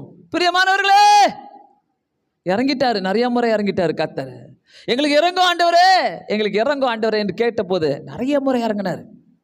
ஸோ 3 அமேசிங் திங்ஸை இயேசுவை திரும்பி வந்து அவன் என்ன அவன் செய்கிற காரியம் 3 காரியங்கள் என்னன்னாக்கா, ஒன்று வந்து அவன் ப்ரைசிங் காட். ஆண்டவரை துதிக்கிறான். ஆண்டவரை உரத்த சத்தத்தோடு, loud voice, praising God in a loud voice, உரத்த சத்தத்தோடு. எப்படி கூப்பிட்டுருப்பான் ஆண்டவர்? ஒரு வெளியே இடத்துல நின்று இருப்பார், கூப்பிட்டுருப்பான். ஆண்டவர் ஒருவேளை மறந்துருப்பாரோ? இல்லை, அவருக்கு தெரியும் ஏதோ ஒரு வல்லமா இங்கேருந்து அங்கே போயிருக்குது, அந்த 10 பேரை சுகப்படுத்தி இருக்குதுன்னு சொல்லி அவருக்கு தெரியும். அதனால் அங்கே போயிட்டு ஆண்டவரை உரத்த சத்தமிட்டு மகிமைப்படுத்தினான் என்று வாசிக்கிறோம். நம்ம உரத்த சத்தமிட்டு மகிமைப்படுத்தினானா. ஸோ எத்தனை முறை நம்ம ஆண்டவரை மகிமைப்படுத்துகிறோம்? எத்தனை முறை நம்ம ஆண்டவரை நன்றி சொல்கிறோம்? எத்தனை முறை? நிறைய முறை நமக்கு வந்த கேடுகளை மாற்றி போட்டார். நிறைய முறை நம்மளுடைய வாழ்க்கையில் தலையெழுத்துக்களை மாற்றி போட்டார். நிறைய முறை நம்மளுடைய வாழ்க்கையில் அவர் இரக்கமுள்ள தேவனாக இருந்தார். எத்தனை முறை நன்றி சொல்கிறோம்? வீட்டுக்கு வந்தவொடனே ஜெபம் பண்ணுறோமா? வீட்டுக்கு வந்தவொடனே ஆண்டவருக்கு நன்றி சொல்கிறோமா? கிளம்பி வரும்போது ஆண்டவருக்கு நன்றி சொல்கிறோமா? நாங்கள் எங்களுடைய வாழ்க்கையில் நாங்கள் செய்கிற காரியம் அதுதான். ஏன்னா அதை எங்கள் அம்மா அப்பாட்டேருந்து நான் கற்றுக்கிட்டேன். வெளியில் எங்கன்னா போயிட்டு வந்தோடனே ஒரு சின்ன ஜெபம், எங்களை சுகத்தோடு பலத்தோடு கொண்டு வந்தீங்களே உமக்கு நன்றி ஆண்டவரே. ஒரு சின்ன ஜெபம் பண்ணிட்டு தான் அதுக்கப்புறம் நாங்கள் மற்ற வேலைகளை பார்ப்போம். தயவு செய்து சொல்கிறேன், உங்கள் வாழ்க்கையில் நன்றி உள்ளவர்களாய் வாழுங்க. ஆண்டவருக்கு நன்றி உள்ளவர்களாய் வாழுங்க. ஏதோ நீங்கள் வாழ்கிறது அவருடைய கடமை இல்லை, அவர் கொடுத்துருக்கிற ஆசீர்வாதம். நம்ம அவரை நோக்கி பார்க்குறோம், அதனால் அவர் நமக்கு கொடுத்துட்ருக்கிறார் ஆசீர்வாதங்களை. அதை காப்பாற்றி கொள்ளணும். நிறைய முறை நம்ம இதை செய்யணும். 2வது காரியம் பார்த்தீங்கன்னா 16வது வசனத்தில் தன்னையே சரண்டர் பண்ணுறான், பணிந்து கொண்டான். ஆண்டவர்கிட்ட வந்து அவன் துதிக்கிறது மட்டும் இல்லை, உரத்த சத்தம் போட்டு அவன் ஆண்டவர்கிட்ட வந்து பணிந்து கொள்கிறான். ஏன்னா because you are my healer physically. என்னை ஃபிசிக்கலாக நீங்கள் ஹீல் பண்ணீங்க ஆண்டவரே, என்னை மாற்றிட்டீங்க. என்னுடைய நிலைமை எப்படி இருந்தது? கையெல்லாம் நேரம் ஆயிடுச்சு ஆண்டவரே, முகம்லாம் அழகாயிடுச்சு ஆண்டவரே, என் முடியெல்லாம் சூப்பர் ஆயிடுச்சு ஆண்டவரே என்று சொல்லி அவன் என்ன பண்ணுறான்? தன்னை மாற்றிக்கொண்டான். 2வது பார்த்தீங்கன்னா இ சரண்டர்ட். அதாவது அவன் சரண்டர் பண்ணி ஆண்டவர்கிட்ட என்ன சொல்கிறான்? You change my social status. என்னுடைய சோஷியல் சமுதாயத்தில் என் நிலைமையை நீங்கள் மாற்றி போட்டீங்க ஆண்டவரே. சமுதாயத்தில் என்னுடைய நிலைமையை நீங்கள் மாற்றி போட்டீங்க. அதுக்காக ஐ சரண்டர் பிஃபோர் யூ. நான் உங்கள் முன்னாடி நான் என்னை அர்ப்பணிக்கிறேன் ஆண்டவர் என்று சொல்லி நன்றி உள்ளவனாக தன்னை அர்ப்பணிக்கிறாங்க. 3வது காரியம், ஹி தேங்க் ஜீசஸ். இயேசுவுக்கு நன்றி சொல்லுகிறான். அவரை உயர்த்தி அவர் சொல்கிறான். அவன் சொல்கிறான், சத்தத்தோடு மிகுந்த சத்தத்தோடு தேவனை மகிமைப்படுத்தினான், அவருக்கு ஸ்தோத்திரம் செலுத்தினான். ஆண்டவருக்கு தேங்க் பண்ணுறான். ஆண்டவருக்கு ஒரு கையில் தூக்கி தேங்க் பண்ணலாமா? எதுக்கு தேங்க் பண்ணுறோம்? நீ செஞ்ச நன்மைகளுக்கு ஆண்டவரே, கொடுத்த உயிருக்கு ஆண்டவரே, கொடுத்த சுகத்திற்கு ஆண்டவரே, கொடுத்த பலத்திற்கு ஆண்டவரே, கொடுத்த எல்லா நன்மைகளுக்கு ஆண்டவரே. நான் வந்து இதுக்கெல்லாம் லாக்கியே இல்லை ஆண்டவரே, ஆனால் நீர் எனக்கு சுகத்தை கொடுத்தீங்க, நீர் எனக்கு பலத்தை கொடுத்தீங்க, நீர் எனக்கு எல்லாத்தையும் கொடுத்தீங்க. நன்றி ஆண்டவரே, நன்றி ஆண்டவரே, நன்றி இயேசு சுவாமி என்று சொல்கிறான் ஒவ்வொரு இடத்துலையுங்க. So where are the other 9? அத்த 9 பேர் எங்க? 9 பேர் எங்க போனாங்க? மீதி 9 பேர் எங்க போனாங்க? அந்த 9 பேர் அவர்கள் ஒருவேளை ஆசாரியரிடத்தில் போயிருப்பார்களோ, போய் சர்டிஃபிகேட் வாங்கிட்டு வரலாம். ஆசாரியர் ஓகே சொல்லிட்டாருன்னா நம்ம ஜாலியாக போயிட்டு எல்லாம் என்ஜாய் பண்ணலாம். இன்னைக்கு மாலுக்கு போகலாம், ஸோ இதில் பார்க்குக்கு போகலாம், ஹோட்டலுக்கு போகலாம், அங்கே போகலாம், இங்கே போகலாம், ஃப்ரெண்ட்ஸை பார்க்க போகலாம், டீ கடைக்கு போகலாம். எப்படி அந்த 9 பேர் நினச்சிருப்பாங்க? சர்டிஃபிகேட் வாங்கிட்டு வரலாம் ஆசாரியரில். ஏன்னா ஏசாமி சொல்லிட்டார்ல, சர்டிஃபிகேட் நீங்கள் போங்க ஆசாரியர்லன்னு. அவர் ஆசாரியர் சர்டிஃபிகேட் கொடுத்தா தான் அவங்க சமுதாயத்துக்குள்ளே போக முடியும். ஸோ ஒருவேளை டெம்பிளில் போயிட்டு சாக்ரிஃபைஸ் பண்ண போயிருக்கலாம். ஆடையோ மாடையோ எடுத்து கொண்டு போய், கோழியோ எடுத்து கொண்டு போயிட்டு நம்ம சாக்ரிஃபைஸ் பண்ணிட்டு வரலாம், ஆண்டவருக்கு நன்றி சொல்லிட்டு வரலாம். ஏன்னா அதெல்லாம் ஒரு ஓல்டு ரிலீஜியஸ் சிஸ்டமாக இருந்தது. அதெல்லாம் ஒரு பக்திக்குரிய காரியங்களாக அவங்க செஞ்சுட்டு இருந்தாங்க அதெல்லாம். ஸோ அதை ஃபாலோ பண்ண போயிருக்கலாம் யூத முறைமைப்படி. ஆனால் அந்த சமாரியனாக இருந்தான். பார்க்குறோம் பாருங்க 16வது வசனத்தில், அவன் சமாரியனாக இருந்தான். இன்னொன்று பார்த்தீங்கன்னாக்கா, டெம்பிள் சொல்லும் போது யூதர்களுக்கு தனியாக டெம்பிள் இருக்கும், சமாரியர்களுக்கு தனியாக டெம்பிள் இருக்கும். சமாரியர்கள் வந்து யூதர்களுக்குள்ளே போக மாட்டாங்க, யூதர்கள் வந்து சமாரியர்களுக்குள்ளே போக மாட்டாங்க. ஸோ ஒருவேளை அவங்க அந்த டெம்பிளை தேடிக்கிட்டு போயிருக்கலாம். என்னை சுகப்படுத்தினாரே, எங்களுக்கு சுகம் கிடச்சிருச்சே. அதனால் டெம்பிளில் போயிட்டு நம்ம அது சில நேரங்களில் நம்மலாம் நம்ம மனசு என்ன சொல்லுதோ அதை செஞ்சுன்னுப்போம், சுகத்தை வாங்கிப்போம். ஆனால் மற்றவங்களுக்கு தெரியணும்ல, மற்றவங்களுக்கு போகணும்ல, மற்றவங்களுக்காக செய்யணும்ல, மற்றவங்களுக்காக எதையோ செஞ்சிட்ருப்போம், மற்றவங்களுக்கு தெரியணும்னு சொல்லி. எனக்கு சுகத்தை கொடுத்தது யார்? ஒரே வார்த்தை, யார்? யார்கிட்ட போனோம் நான்? That's all, that's all, that's all. வேற எதுவும் கிடையாது. ஆனால் இவங்களுக்குள்ள இப்படிப்பட்ட இவ்வளோ இமேஜினேஷன்.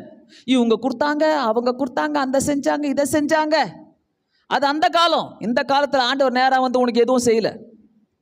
உடனே மாற்றிக்காதீங்க, எனக்கும் நேராக தான் வந்து செஞ்சார், யாரும் இல்லை, யாரும் என்கிட்ட வரல. நோ, கர்த்தர் அவருடைய தேவ தூதர்களை வச்சு தான் செய்வார், அவருடைய தீர்க்கதரிசிகளை வச்சு தான் செய்வார், ஜெபிக்கிறவர்களை வைத்து தான் செய்வார், போதவர்களை வைத்து தான் செய்வார் கர்த்தர். Jesus is the. அவங்களுக்கு தெரியும் அந்த சமாரியன் ஏன் போலனாக்கா, இத்தனை அந்த 9 பேரை போல ஏன் போலனாக்கா, இவங்கெல்லாம் ஒருவேளை டெம்பிளுக்கு போயிருக்கலாம். பட் அந்த சமாரியனுக்கு தெரியும் Jesus is the true temple of God. இயேசு தான் அந்த ஆலயமே. அந்த சமாரியனுக்கு தெரிஞ்சிச்சு இயேசு தான் அந்த ஆலயம். இயேசு அந்த ஆலயமாக இருக்கிறதுனால நான் அவர்கிட்டே போய் நான் விழுறேன், அவருடைய பாதத்தில் நான் விழுறேன், அவர்கிட்டே போய் நான் சரண்டர் ஆகிறேன். யூதர்களுடைய டெம்பிளுக்கும் போல, சமாரியர்களுடைய டெம்பிளுக்கும் போல அவன் வந்தது நேராக இயேசு கிட்ட தான் வந்தான், நேராக இயேசு கிட்ட தான் வந்தான். நிறைய நேரத்தில் ஆண்டவர் சுகத்தை கொடுத்துட்றாரு. ஒரு பெரிய பிரச்சனையில் உட்காந்துடுறோம், ஒரு பெரிய சூழ்நிலையில் உட்காந்துடுறோம். ஆனால் அந்த இடங்களெல்லாம் பார்த்தீங்கன்னாக்கா அதெல்லாம் சரியான ஒன்று நம்ம என்ன ஆயிடுறோம், நார்மல் லைஃப்க்கு வந்துடுவோம். எப்படின்னாக்கா, இப்போ நான் நல்லா தான் இருக்கிறேன், சர்ச்சு பார்த்துக்கலாம், அப்புறமா வரேன், சர்ச்சில் அப்புறமா வரேன், ஏசு அப்புறமா, பைபிளு அப்புறமா, ஜபம் அப்புறமா. முதல்ல எல்லாமே செட்டில் ஆகிட்டோம். அதுக்குள்ளே சாத்தான் உங்களை நல்லா சாப்பிட்ருவான். எப்படி சாப்பிடுவானாக்கா, உனக்கு ஜெபம் வாஞ்சியே கொடுக்க மாட்டான், உனக்கு பைபிள் வாசிக்க வாஞ்சியே கொடுக்க மாட்டான், உனக்கு எதுவுமே கொடுக்க மாட்டான். எதுவுமே கொடுக்காம உன்னை மூழ்கி போட்டுருவான். அந்த நேரத்தில் அவனுக்கு அது அந்த சான்ஸ்லாம் தேவை, அவனுக்கு அந்த சான்ஸ்லாம் ரொம்ப தேவை. உன்னை ஜாலியாக இருக்க வச்சுட்டு அப்படியே உன்னை அமுக்கிடுவான். உனக்கு திருப்பி போட்டு பரட்டி திருப்பி நான் ஜபத்துக்குள்ளே வரணும்னாக்கா ரொம்ப கஷ்டம். நல்லா புரிஞ்சுக்கங்க. நம்ம நினைக்கலாம் நிறைய நேரங்களில் நாங்கள் அவனை போல இல்லை, நாங்கள் நன்றியாக வாழ்வோம். ஒருவேளை நம்மளுக்கு இருக்கிற நல்ல வசதிகளை நினச்சி, ஆண்டவர் கொடுக்குற நல்ல வசதிகள், சாத்தான தர்மம் பண்ணுவா, அந்த வசதிகளெல்லாம் மறக்க வச்சுருவோம். அந்த வசதிகளில் நம்ம என்ன பண்ணுவோம், ஆண்டவரை மறந்துடுவோம். ஆண்டவருக்கு முக்கியத்துவம் கொடுக்க மாட்டோம்.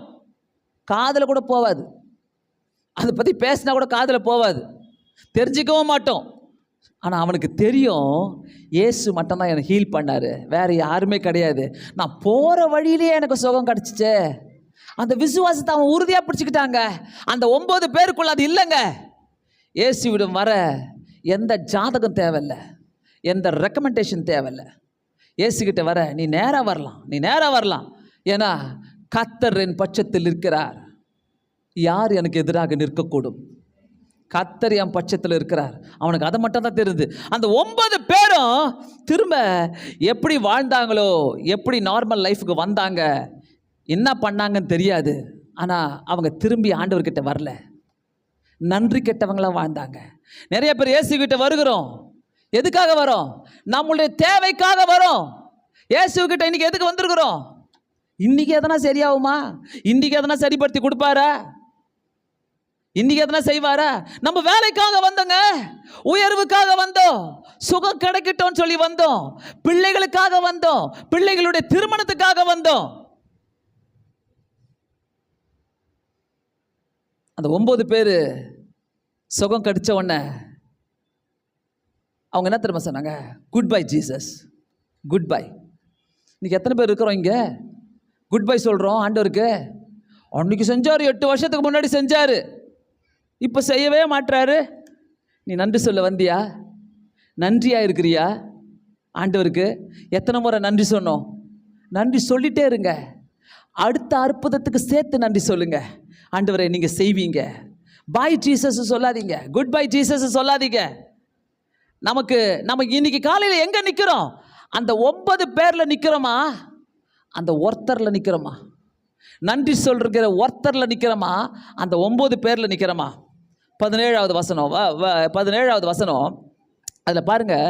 அந்த 17வது வசனத்தில் 16வது வசனத்தில் அவன் சமாரியான இருந்தான். அப்பொழுது இயேசு சுத்தமானவர்கள் 10 பேர் அல்லவா கேட்குறாரு. 10 பேர் அல்லவா?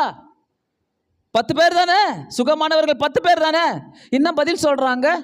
அங்கே என்ன பதில் சொல்கிறான்? தேடாதீங்க, அங்கே பதிலே சொல்லல. தேடாதீங்க. அடுத்தது கேட்குறாரு, மற்ற 9 பேர் எங்கே? அங்கே என்ன பதில் சொல்கிறான்? அவன் என்ன பதில் சொல்கிறான்? பதிலே இல்லை, சொல்லல. அவங்கள பற்றி குறை சொல்ல. நம்மளா இருந்தா, ஆண்டவரே அவங்களும் ரொம்ப பண்ணிக்கினாங்க ஆண்டவரே, அதனால தான் நான் மட்டும் வந்துட்டேன் தெரியுமா, நான் மட்டும் கச்சா போதுன்னு வந்துட்டேன், அவன் ரொம்ப பெரிய ஆள் ஆண்டவரே, மற்றவங்கள பற்றி போட்டு பரட்டி கொடுத்துட்டு போவோம். நல்லா யோசிங்க. அவர் கேட்குறாரு, அந்த 10 பேர் எங்கே? 9 பேர் எங்கே? பதில் சொன்னானா? அந்த ஒருத்தன் பதில் சொன்னானா? அடுத்த கேள்வி எங்க? அதை கேட்குறாரு பாருங்க. 10 பேர் அல்லவா? பதில் சொன்னானா? மீதி 9 பேர் எங்கே? பதில் சொன்னானா? இல்லை. நம்ம என்ன பண்ணுவோம் அந்த நேரத்தில்? ரொம்ப நல்ல பிள்ளைங்க மாதிரி ஆண்டவர்கிட்ட, ஏசப்பா அன்றைக்கி தான் பக்தி ஆயிருப்பேன் நீ, ஆனால் ஆண்டவர்கிட்ட மெச்சுப்ப ஒரேடியா ஒரு மாதம் ஃபுல்லாக ஜபமே பண்ணியிருக்க மாட்டேன். அன்றைக்கி கொஞ்சம் இப்போ ஆண்டவர் உங்களுக்கு தெரியும் இல்லை, நான் மட்டும்தான் வந்தேன் ஆண்டவர், அவங்களாம் அப்படியே ஏமாற்றிட்டு நான் பேசுகிறானுங்க வழியில், அவன் பேசுகிறானுங்க வழியில், அப்படி பேசினுக்கிறானுங்க ஆண்டவர், பயங்கர கெட்ட வார்த்தை பேசுகிறானுங்க ஆண்டவர், என்ன பயங்கரமாக உங்களை பற்றி அப்படி போட்டு கொடுக்குறானுங்க ஆண்டவர. மனுஷன் புத்தி. ஆனால் அந்த நன்றி உள்ளவன் எதுவுமே சொல்லல ஆண்டவருக்கு, எதுவுமே சொல்லலை. அந்த இடம் எனக்கு ரொம்ப பிடிச்சிது. Something to learn from that. ரொம்ப பிடிச்சிது எனக்கு அந்த இடம், ரொம்ப நல்லா இருக்குது அந்த இடத்த படிக்கும் போதே. ஸோ 9 பேர் எங்கே? பதிலே சொல்லலை. 18வது வசனத்தில் ஆண்டவரே சொல்கிறாரு, தேவனை மகிமைப்படுத்துவதற்கு அந்த அந்நியனை ஒழிய. அந்த அந்நியன் தான் வந்தான். யார் அந்த அந்நியன்? அந்த சமாரியன். அந்த அந்நியன் தான் வந்தான். தேவனுக்கு அந்த அந்நியனை ஒழிய, அந்த அந்நியனே இவனை போல தான் நாமும் இருக்கணுங்க, இவனை போல தான், அந்த அந்நியனை போல தான். ஆண்டவரே என்னைக்குமே வாழ்க்கையில் உங்களை எங்கே குழியிலேருந்து தூக்குனார் அவரை மறக்காதீங்க. எந்த குழியிலேருந்து உயர்த்தி வச்சவரை மறக்காதீங்க, மறக்காதீங்க. நம்ம வாழ்க்கையில் பெரிய பண்ணுற தப்பு, ஆண்டவர் கொஞ்சம் நல்லா நம்மளை ஆக்கிட்ட உடனே அப்படியே போடுற கால் மேலே காலை போடு, அப்படியே ஒரு கெத்து காட்டு. எங்கே போனாலும் நான் பாரு எப்படி இருக்கிறேன், அப்படி இருக்கிறேன் பாரு, அப்படி இருக்கிறேன், இப்படி இருக்கிறேன். அரைக்கூடமாக இருக்காதீங்க, முழு கூடமாக இருங்க. அரைக்கூடமாக இருந்துட்டு அலம்பாதீங்க, முழு கூடமாக. ஆண்டவர் உங்களை உயர்த்த நினைச்சார்னாக்க எப்படி வேணால் உயர்த்திட்டு போவார், எங்கே வேணால் உயர்த்துவார், எப்படி வேணால் உயர்த்தி வைப்பார் உங்களை. தயவு செய்து சொல்கிறேன், ஆண்டவர் உயர்த்துவதற்கு ஆண்டவர் உயர்த்தணும்னு மறந்துடாதீங்க. ஆண்டவரே எந்த குழியில் எங்கே இருந்த, எப்படி இருந்த, என்னை நீங்கள் தானே உயர்த்துனீங்க, என்னை நீங்கள் தானே உயர்த்துறீங்க, நீங்கள் தான் என்னை உயர்த்தி வச்சிங்க இயேசுவே. ஆண்டவர் அங்கே ஆண்டவர் ஒரு கிஃப்ட் அவனுக்கு தராரு, அமேசிங் கிஃப்ட், ஒரு கிஃப்டை தராரு. என்ன கிஃப்ட்னாக்கா, அவனுக்கு ஃபிசிக்கல் ஹீலிங்கை தராரு. நம்பர் 1 ஃபிசிக்கல் ஹீலிங், ஒரு சுகத்தை தராரு. ரெண்டாவது பார்த்தீங்கன்னாக்கா, அந்த ஃபர்ஸ்ட் கிஃப்ட் தன்னை ஃபிசிக்கலாக ஹீல் பண்ணுறாரு. அந்த ரெண்டாவது கிஃப்ட் பார்த்தீங்கன்னா 19வது வசனம், நீ எழுந்து போ, உன் விசுவாசம் உன்னை ரட்சித்தது. அப்படின்னாக்கா அவனுக்கு நீ எழுந்து போ, உன் விசுவாசம் உன்னை ரட்சித்தது. இங்கே அவனுக்கு அவர் கொடுக்குற ஒரு பெரிய கிஃப்டை சால்வேஷன், இட்டர்னல் சால்வேஷனை கொடுக்குறாரு. ரட்சிப்பை மட்டும்தான், ஃபிசிக்கல் ஹீலிங், ஸ்பிரிச்சுவல் ஹீலிங், அவன் சோஷியலி ஹி வாஸ் ஹீல்ட். 3 காரியங்கள் அவனுக்கு செய்கிறாரு. மூணாவது அவனுக்கு பாருங்க, ஃபிசிக்கல் ஹீலிங்கும் தராரு, ஸ்பிரிச்சுவல் ஹீலிங்கும் தராரு. எல்லாத்தையும் கொடுத்துட்டு சோஷியலி அவன் போய் எல்லாருக்கிட்டையும் போய் பேசலாம். நீ எழுந்து போ, உன் விசுவாசம் உன்னை ரட்சித்ததுன்றார். இது அன்றைக்கே அப்போவே சொல்லியிருக்கலாமே, ஏன் சொல்லலையே? ஏன்னா அந்த லாவை ஃபாலோ பண்ணுறாரு அவர், அந்த சட்ட திட்டங்களை ஃபாலோ பண்ணுறாரு, சில ரூல்ஸ் அண்ட் ரெகுலேஷன்ஸை ஃபாலோ பண்ணுறாரு. அவங்களுக்கு காட்டுறாரு, அதை காட்டிட்டு அவனுக்கு ஃபிசிக்கலாகவும் ஹீல் பண்ணுறாரு, ஸ்பிரிச்சுவலாகவும் ஹீல் பண்ணுறாரு. கர்த்தர் அதாங்க நம்ம ஒரு வலியோடு போவோம் ஆண்டவர்கிட்ட. ஆண்டவரே எனக்கு இத்தனை வலி இருக்குது, ஆண்டவரே இத்தனை வியாதி இருக்குது. அந்த வியாதியை மட்டும் சுகப்படுத்திக்கிறவர் அல்ல, ஸ்பிரிச்சுவலாகவும் உன்னை தூக்கி விடுகிறவர். ஸ்பிரிச்சுவலாக தூக்கி விட்டீங்கன்னா நீங்கள் சும்மா இருக்க மாட்டீங்க. நீ எழுந்து போ, உன் விசுவாசம் உன்னை ரட்சித்தது. தேவனுடைய ராஜ்யம் எப்பொழுது வரும் என்று பரிசேயர் அவர்கள் கேட்ட போது, அப்புறம் பாருங்க தேவனுடைய ராஜ்யம், அதுக்கப்புறம் அது வேற தொடங்குது. ஆனால் ஆண்டவர் கொடுக்க வேண்டியது அங்கே கொடுத்துட்டாரு பாருங்க. இந்த மொத்த கதையில் நம்ம தெரிஞ்சு கொள்ள வேண்டிய ஒரு காரியம், நன்றி உள்ள ஒரு சமாரியனாக, நன்றி உள்ள ஒரு அந்நியனாக இந்த உலகத்தில் நம்ம வாழணுங்க. இந்த உலகத்தில் நம்ம வாழணும். மனசில் நினைக்காதீங்க, இயேசுக்காக நன்றி இல்லாமல் நிறைய பேர் வாழ்கிறோம். ஒரு நாள் ரோட்டில் குலைக்கிற நாய்க்கு பிஸ்கெட் போட்டு பாருங்க, அடுத்த நாள் உங்களை பார்த்து வாலாட்டிக்கிட்டு வரும், வாலாட்டிக்கிட்டு வரும். மனுஷ ஜாதி அப்படி கிடையாது. அன்னைக்கு செஞ்ச இன்னைக்குமா நான் உன்னை பார்த்து பேசினே இருக்கணும், இன்னைக்குமா நான் உன்னை பார்த்து நன்றி சொல்லினே இருக்கணும், இன்னைக்குமா நான் உனக்கு அப்படி இருக்கணும். இல்லை, மனுஷ ஜாதி அப்படி கிடையவே கிடையாது. சில நேரங்களில் கத்த செய்யும் போது நன்றி உள்ளவர்களாக வாழணும். ஏன்னா அவர் நம்மளை எப்படிலாம் நம்மளை ரெஸ்டோர் பண்ணுறாருனாக்கா, நம்மளை எப்படிலாம் அவர் பாதுகாக்கனாக்கா, he has been restored physically, socially, spiritually. அதாவது சரீர பிரகாரமாக, ஆவிக்குரிய பிரகாரமாக, சோஷியலி. மற்றவங்களோடு போய் நல்லா பேசணும்ல. நல்லா இருந்தால் தானே பேச முடியும். நோஞ்சானா இருந்தால் பேச முடியுமா? குஷ்டரோகியாக இருந்தால் பேச முடியுமா? யோசிச்சு பாருங்க. நம்மளுக்கு ஒரு வியாதி வந்துட்டா போய் பேச முடியுமா? சும்மாவே கஷ்டப்பட்டு ஒல்லியானால ஒரு மாதிரி இருக்கிறீங்க, ஒல்லி ஆயிட்டீங்க. அப்படியே ஆமாம் நான் நோஞ்சா வந்துச்சு, எனக்கு என்ன பண்ணுறது அப்படின்னு சொல்லணுமா? எதனா வியாதி வழியில் வருமா? எதனா வாயிலேருந்து எதனா வியாதி வருமா? கொஞ்சம் ஒல்லி ஆகுறது, கஷ்டப்பட்டு எவ்வளோ ஒல்லி ஆகுறோன்றதை கேட்குறது இல்லை. எப்படி நீங்கள் ஒல்லி ஆகிட்டீங்க கேட்க மாட்டாங்க. நான் ரொம்ப இழைச்சிட்டு இருக்கிறீங்க, கிண்டலான வார்த்தை இல்லை. எதனா அதில் இருக்குமா? அப்போ தான் அவங்கக்கிட்ட என்ன சொல்லணும் தெரியுமா? ஆமாம், டெய்லி ஹாஸ்பிட்டல் போய் நான் ஒல்லி ஆகிட்டேன், டெய்லி ஹாஸ்பிட்டல் போகிறேன், இவ்வளோ மாத்திரை சாப்பிட்றேன், டெய்லி டாக்டரை பார்க்குறேன், டெய்லி இப்படி இருக்கிறேன், டெய்லி அவனை அப்பாடா சந்தோஷமாக போவாங்க அவங்க. வாடா தெரியுமா அந்த 9 பேர் மாதிரி பயங்கர சிக்காக்குறாங்களாம், பயங்கரம் அப்படி இருக்கிறாங்களாம், இப்படி இருக்கிறாங்க. வாயில் எதனா வரணும். நம்ம எக்ஸசைஸ் பண்ணி ஓடி கீடி ஜம்ப் பண்ணி நம்ம நல்ல பாடியை கரெக்டாக வச்சுன்னுக்கிறதா என்ன ஒல்லி ஆயிட்டீங்க. நல்லா தெரிஞ்சுக்கங்க, இந்த 10 பேரை மாதிரி இருக்கிறோமா, நம்ம ஒருத்தரை மாதிரி இருக்கிறோமா நன்றி உள்ளவர்களா? வாழ்க்கையில் என்றைக்குமே நன்றி உள்ளவர்களா இருங்க. இன்னைக்கு நிறைய பேர் இந்த சபையை விட்டு ஓடுறதுக்காக அந்த 9 பேர்ல இருக்கிறாங்க. அந்த ஒருத்தர்ல இருக்கிறவங்க தான் நீங்க. நன்றியா வாழ்ந்துட்டு இருக்கிறீங்க. என்னைக்கோ ஏதோ ஒரு அற்புதத்தை அனுபவிச்சிங்கல்ல. ஆண்டவரே, இந்த சபையில நான் நன்றியை அனுபவிச்ச ஆண்டவரே, சுகத்தை அனுபவிச்ச ஆண்டவரே, எல்லாத்தையும் எனக்கு கொடுத்தீங்க, அதுக்காக நன்றி ஆண்டவரே. தயவுசெய்து சொல்றேன், இயேசுவை இன்வைட் பண்ணுங்க, இயேசுவை கூப்பிடுங்க. ஆண்டவரே, நான் உங்க பாதப்படியில் நான் விழணும் ஆண்டவரே, நான் உமக்கு நன்றி சொல்றேன் ஆண்டவரே, உமக்கு நன்றி சொல்றேன். அதனால தான் ஒரு வாரமாக நம்ம வைக்கிறோம் பாருங்க. ஆண்டவரே, நான் உமக்கு நன்றி சொல்றேன். நன்றி சொல்ல வாங்க ஆண்டவருக்கு. நில்லுங்க. ஆண்டவரே, நான் உமக்கு நன்றி சொல்றேன். அந்த அந்நியனை அல்லாமல் வேற யாருமே என்கிட்ட வரலையே. ஆண்டவர் நம்மளை பார்த்து சொல்லக்கூடாது.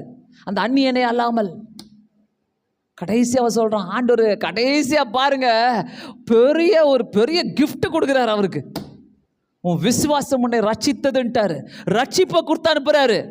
உலகத்தில் நீ எடுத்துட்டு போற பெரிய காரியமே ரட்சிப்பு மட்டும்தான், வேற எதுவுமே கிடையாது.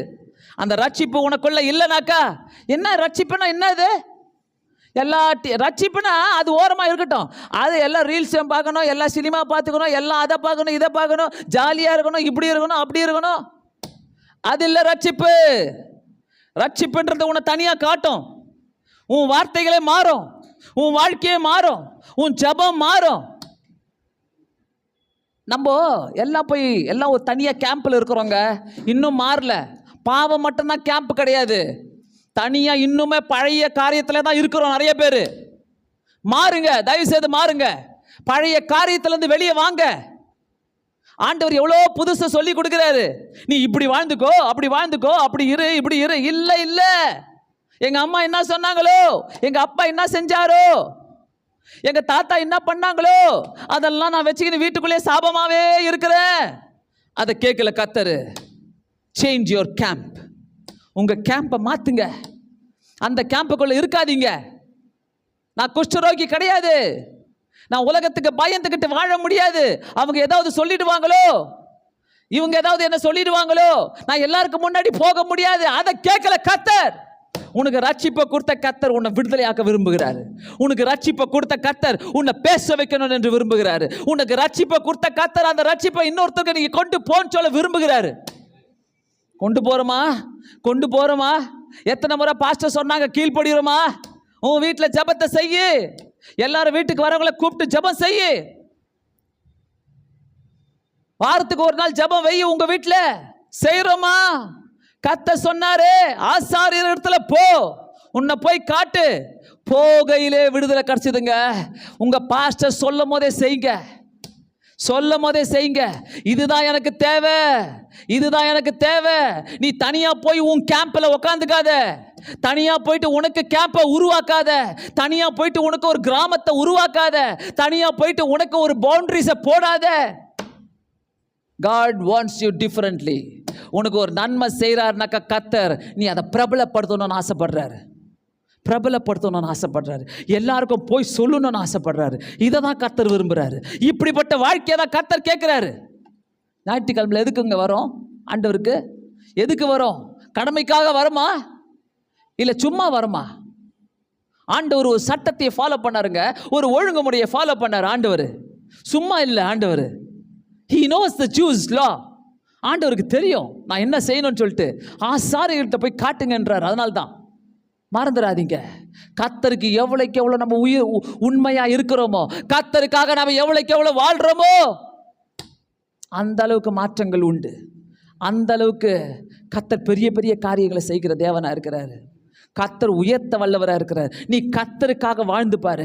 ஆண்டவரே, நான் உங்களை தான் நான் துதிப்பேன், நான் உங்ககிட்ட தான் வருவேன், நீங்கள் தான் எனக்கு தேவை, நான் உன் மேலே தான் ஆண்டவரே அப்படி சொல்லி ஒரு வைராக்கியமாக வாழ்ந்து பாருங்க. ஆண்டவரை பற்றி சொல்லி பாருங்க. உங்கள் லைஃப் ஸ்டைல் மட்டும் இல்லை, உங்களுடைய ஆசீர்வாதங்களை மாறுங்க. உங்கள் ஆசீர்வாதங்களை இன்னும் இன்னும் இன்னும் கர்த்தர் உயர்த்திக்கிட்டே தான் போவார். நன்றி அறியாத 9 பேராக மட்டும் இருந்துடாதீங்க. நன்றியாக வாழுங்க. அதை ஆண்டவர் விரும்புகிற தேவனாக இருக்கிறார். கண்களை மூடி ஜெபிப்போம். பரலோக பிதாவே, நேசிக்கிறவரே, ஏசாயரே, எங்களுக்கு இறங்குமே. நாங்கள் வந்திருக்கிறோம். நன்றி உள்ளவர்களாய் வாழ உதவி செய்யுங்க. கிருபையை தாந்துதிங்க, அதுக்காக நன்றி. சுவாமி, நீர் எங்களுடைய தேவனப்பா. உங்களை தவிர எங்களுக்கு வேறு யாரும் இல்லை. உமக்கு நன்றிகளை செலுத்துகிறோம். செய்த எல்லா நன்மைகளுக்காக நன்றி. இயேசுவின் நாமத்தினாலே வேண்டிக் கொள்கிறேன் பிதாவே, ஆமென்.